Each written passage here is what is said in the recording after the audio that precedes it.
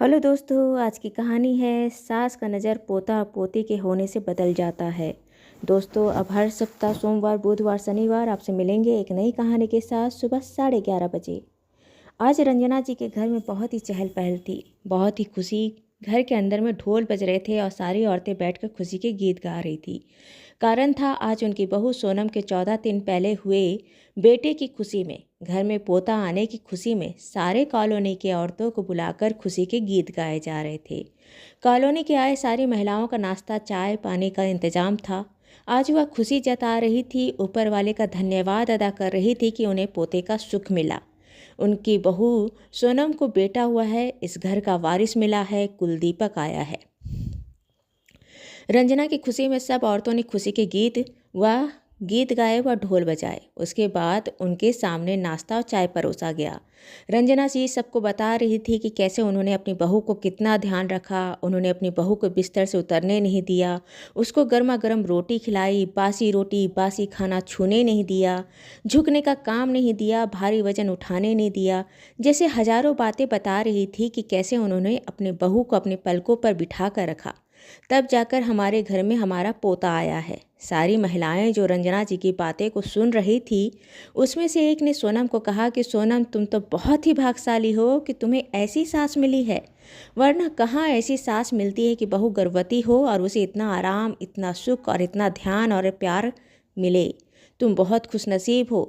सोनम उस महिला को देखकर मुस्कुरा दी। फिर दूसरी पड़ोसी महिला ने कहा कि हमारी सासुओं ने तो हमारे लिए ऐसा कुछ भी नहीं किया था।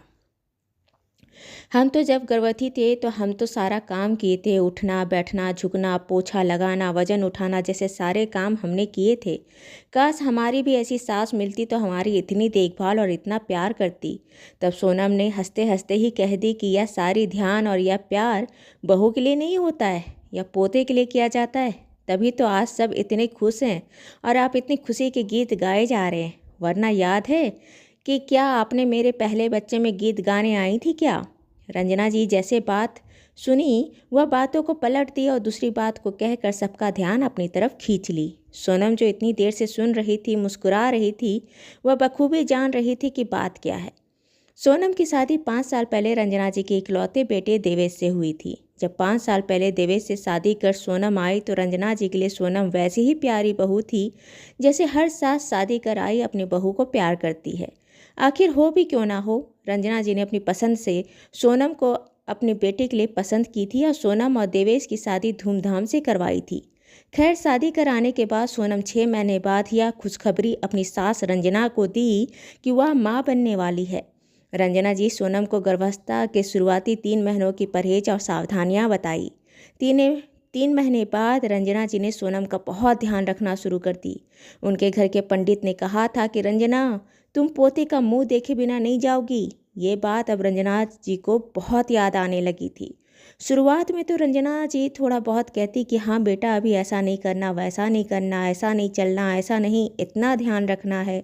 लेकिन जैसे जैसे सोनम का दिन बढ़ते गए और उसका पेट बड़ा होने लगा तो आसपास की महिलाएं उसको देखकर अंदाज़ा लगाने लगी कि सोनम को हो ना हो बेटा ही होगा। देखो उसकी चाल चलन कैसा है, देखो उसका पेट का साइज कैसा है, देखा सोनम की खूबसूरती बढ़ गई है, देखा सोनम खिल गई है, देखो यह कैसा खाना पसंद करती है, मीठा खाती है कि चटपटा खाती है कि खट्टा खाती है, इसे नींद ज़्यादा आता है कि नहीं, नींद नहीं आता है। जैसे हजारों बातें सारी महिलाओं से सुनने के बाद, उनका कमेंट सुनने के बाद रंजना जी को यह पूरा विश्वास हो गया था कि उनके यहाँ पर पोता आने वाला है। लिहाजा 6ठे महीने तक आते आते रंजना जी अपनी बहू सोनम का ऐसे ध्यान रखने लगी जैसे सोनम उनकी बहू नहीं, उनकी खुद की बेटी हो। उसे दिन का ताज़ा खाना उसके बिस्तर से में परोसा जाता। उसे बस थोड़ा घूमने का इजाज़त दिया गया था, ज़्यादा झुकना नहीं था, ज़्यादा टेंशन लेना नहीं था, हमेशा खुश रहना था, अच्छे हंसने वाले पिक्चर और सीरियल देखना था और उसके सामने अच्छी अच्छी बातें की जाती थी जिससे सोनम को कोई टेंशन ना हो। खैर, सोनम भी अपने पहले प्रेगनेंसी में अपने सासू जी का इतना प्यार और इतना ध्यान देते देख खुशी से फूली नहीं समा रही थी कि उसके सासू जी उसे कितना प्यार करती है। खैर, किसी तरह दिन निकले। 9 महीने के बाद एक दिन सोनम को लेकर उसका पति हॉस्पिटल नॉर्मल चेकअप के लिए गया, लेकिन हॉस्पिटल में अल्ट्रासाउंड करने के बाद डॉक्टर ने इमरजेंसी में सोनम को एडमिट कर ऑपरेशन कर बच्चे को जन्म देने की बात की। सब कुछ इतना जल्दी हुआ कि देवेश अपनी माँ को भी कुछ बोलना या बता नहीं सका। सोनम ने एक प्यारी सी बेटी को जन्म दी। बेटी होने के बाद देवेश ने कॉल कर अपनी माँ रंजना जी को ये खुशखबरी दी कि आपको पोती हुई है। रंजना जी का मन टूट गया। कॉलोनी की सारी महिलाएं तो बेटे की बोल रही थी, पंडित जी बेटे होने का बोले थे, बेटी कैसी हो गई। रंजना जी ऐसे दुख और गुस्से से भरी कि वह सोनम और घर में आई लक्ष्मी को भी देखने हॉस्पिटल नहीं आई। 3 दिन हॉस्पिटल में रहने के बाद सोनम और देवेश अपनी बेटी को लेकर घर आए तो उनका कोई स्वागत नहीं हुआ। कोई ढोल नहीं बजा, कोई आरती नहीं हुई, कोई पड़ोसी की महिला नहीं आई और उससे भी बहुत ज़्यादा रूखा बेरुखा व्यवहार उसकी सास रंजना जी का हो गया। उन्हें तो खुशी था कि उनके घर में उनका पोता, उनके घर का कुलदीपक बेटा आने वाला है, लेकिन ये क्या हो गया। खैर, अब देवेश और सोनम को चाहे लड़का हो या लड़की, बच्चा तो उन्हीं का था। अब बेटी हुई है तो उठाकर घर से बाहर सड़क पर फेंक तो नहीं देते।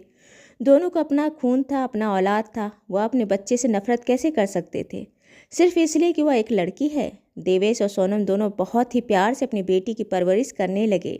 समय अपनी गति से जा रहा था। 2 साल बाद फिर से सोनम की गर्भवती होने का खबर आया। जैसे ही सोनम ने अपनी सास रंजना जी को बताया कि सोनम माँ बनने वाली है, पर इस बार रंजना जी को कोई खुशी नहीं हुई। उन्होंने सोनम पर कोई ध्यान नहीं दी, ऐसे नज़रअंदाज कर दी जैसे वह सुनी ही ना हो और ना ही सुनना चाहती हो। सोनम को अच्छा नहीं लगा, लेकिन किसी के मन बदल देना किसी के हाथ में होता है क्या। जैसे चल रहा था वैसे चल रहा था। सोनम के दिन बढ़ रहे थे। दूसरी बार प्रेगनेंसी होने की वजह से सोनम के लिए कुछ नया नहीं था। वह अपना ध्यान रख सकती थी। 9 महीने तक सोनम घर के काम को कर रही थी, वजन उठा रही थी, बेटे का ध्यान रख रही थी, खाना बना रही थी, झाड़ू पोछा बर्तन सब काम कर रही थी। रंजना को सोनम के प्रेगनेंसी से कोई फर्क नहीं पड़ रहा था। खैर, 9 महीना बीत गए। डिलीवरी के दिन आने पर सोनम देवेश के साथ हॉस्पिटल गई। कुछ देर बाद सोनम ने एक प्यारे गोल मटोल सुंदर स्वस्थ बेटे को जन्म दी। देवेश ने फ़ोन कर अपनी माँ को बताया कि बेटा हुआ है। खबर सुनते ही रंजना जी अगले आधे घंटे में हॉस्पिटल में थी। हॉस्पिटल के बाहर से मिठाई का डिब्बा हाथ में लिए रास्ते में जो भी मिलता उसे मिठाई खिला उसका मुंह मीठा कराते अपनी खुशी में झूमते हुए आई। आते के साथ अपने बेटे को मिठाई खिला बधाई दी। सीधे अपनी बहू के बगल के पालने में लेटे अपने पोते के पास पहुंच उसकी बलाएं ले अपनी दादी बनने की खुशी से इतराने लगी। मेरा पोता, मेरा जिगरा, बदमाश, दादी को इतना इंतजार करवाया। बदमाश, थोड़ा बड़ा हो जा, तेरी खूब खबर लूँगी। मेरा पोता, मेरा बच्चा। रंजना जी अपनी खुशी में इस कदर पागल थी कि एक बार उन्हें पोते की दादी बनने का सुख देने वाली अपनी बहू को एक बार पलटकर देख भी नहीं पाई। खैर, 3 दिन बाद देवेश और सोनम अपने बच्चे को गोद में लिए जब घर आए तब उनका स्वागत ढोल बाजों और आरती के साथ हुआ। सोनम और बच्चे की नज़र उतारी गई, बहुत स्वागत हुआ। घर आने के बाद सोनम का ध्यान रंजना जी वैसे ही रखने लगी जैसे वह पहले बच्चे के जन्म लेने से पहले अपनी बहू का रखती थी। 2 सप्ताह पोता होने की खुशी में घर में रंजना जी कॉलोनी की महिलाओं को मंगल गीत और भगवान का धन्यवाद करने के लिए खुशी के गीत गाने के लिए बुलाई। सब महिलाएं सोनम पर वारी जा रही थी, लेकिन सोनम जानती थी कि ये खुशी, ये ध्यान सोनम के लिए नहीं है, ये उसके बेटे को जन्म देने के लिए है। दोस्तों, ये तो कहानी आपको अच्छी लगी हो तो इसे लाइक करें, शेयर करें, सब्सक्राइब करें और मिलते हैं एक नई कहानी के साथ एक छोटे से ब्रेक के बाद। धन्यवाद।